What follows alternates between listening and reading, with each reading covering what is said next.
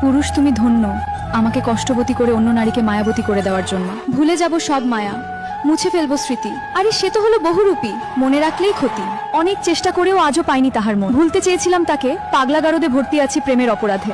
কারে ভাবলাম আপন, আর কারে দিলাম আমার এই মন।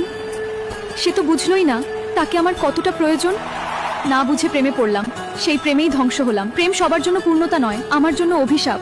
সৃষ্টিকর্তা জানেন বিচ্ছেদের যন্ত্রণা, তাই তিনি প্রেমের সঙ্গে দিয়েছেন মহাপাপ। পাখির যখন চোখ ছিল না, চোখ দিয়েছিলাম তারে। পাখি এখন দুনিয়া দেখা অন্ধ বলে আমারে। তুমি আমার এতটা কাছে আইসা এমন করে হারায় যাইবা, এইটা আমি কখনো বুঝতে পারি নাই। তোমার সাথে কাটানো স্মৃতিগুলো এখন আমারে প্রতিনিয়তই কাঁদায়। ভুল করে তোমাকে চেয়েছিলাম, কিন্তু তুমি যে এতটা দামি সেটা আগে আমি জানতাম না। পছন্দের জিনিসগুলো কখনোই নিজের হয়ে থাকে না, হয় হারিয়ে যায় নয়তো অন্য কারো হয়ে যায়। হারাতে চাইনি তোমাকে, তবুও তুমি হারিয়ে গেলে। তোমার মাঝে সুখ খুঁজতে গিয়েছিলাম, কিন্তু তুমি আমাকে দুঃখটাই দিলে। হেসে না হয় মুক্তি দিলাম, কেঁদে আর পেলাম কই। যতই বলি তুমি আমার, তুমি আর আমার কই। ভাগ্য করে একটা জীবন পেয়েছি, কষ্ট ছাড়া আর কিছুই নেই। আমি তো রাখতে পারলাম না। যেখানেই থাকো, যার কাছেই থাকো, নিজেকে হাসি খুশি রেখো। দেখেছি হাজারো তারা, ভালোবাসা এক আজব জিনিস।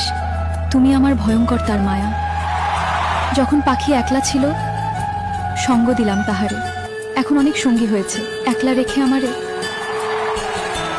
কিছু মানুষ কল্পনাতেই মানায়, কারণ বাস্তবে পাওয়ার মতো যে আমার কপালটাই নাই। পৃথিবীতে সবচেয়ে বড় বেইমান হলো নিজের মন, যেটা নিজের হয়েও অন্যের জন্য কাঁদে। তুমি তো কথা না বলে থাকতে পারো, আমি কেন পারি না? আমার কেন কষ্ট হয়? সেদিন পরিচয়টা না হলেই ভালো হতো। তাহলে আজকে এত কাঁদতে হতো না। আমায় ক্ষমা করে দিও। হয়তো আমার সাথে পরিচয় না হলে তোমার জীবনটা আরো সুন্দরভাবে কাটতো। আরে আমি তো তাকেও ছেড়ে দিয়েছি। যাকে ছাড়া থাকতে হবে ভাবলে আমার দেহ থেকে রুহুটাই বেরিয়ে আসতো।